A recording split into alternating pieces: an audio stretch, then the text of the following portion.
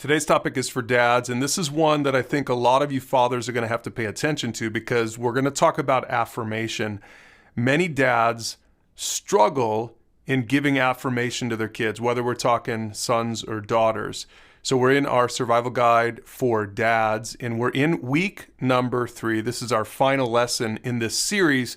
We're going to talk, dads, about how to affirm your kids. Now, this comes after talking about putting God first as a father, biblically. It's also a natural follow-up to the last lesson, which is about disciplining with love. See, if you don't discipline and also affirm, these two things go hand in hand, then I think you're probably going to struggle as a dad, or at least your kids are going to struggle as they grow up in your home.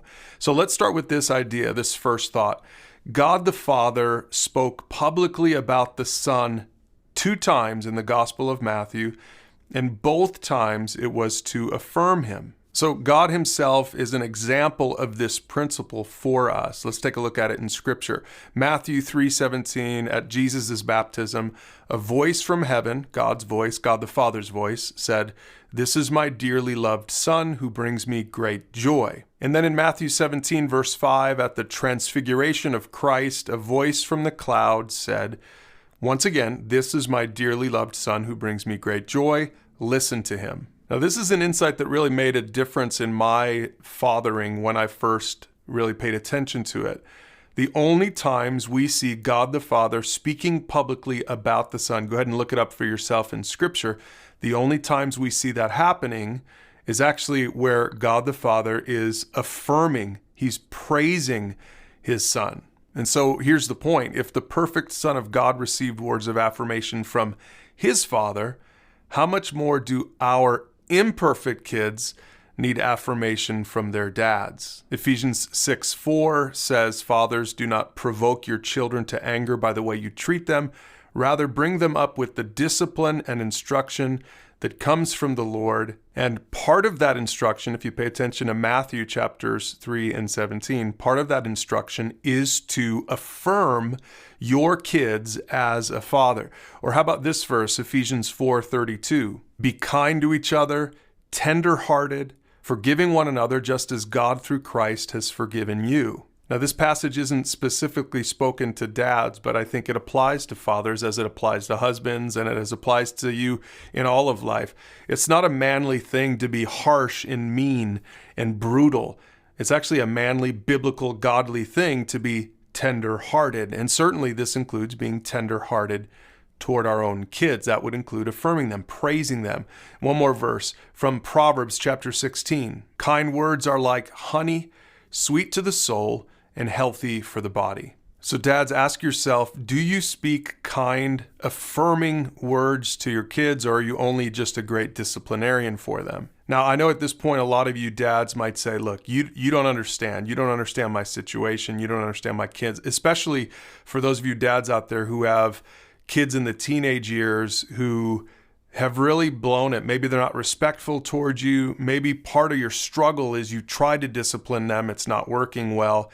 And so it's really hard for you to come up with something to be affirming about. But the truth is that every kid, even the most challenging ones, need and even deserve affirmation. Remember, every human being is created in the image of God. There has to be something you can affirm them for. Don't just be a disciplinarian father, be an affirming father as well. Now, let's end on some practical notes so that you can understand how to do that for those of you dads who maybe struggle with this. First of all, the 3 B's of affirmation. Be intentional with your affirmation. That means you might have to think about it or even pray about it a little bit. It probably isn't going to come natural to many of you dads. That's okay.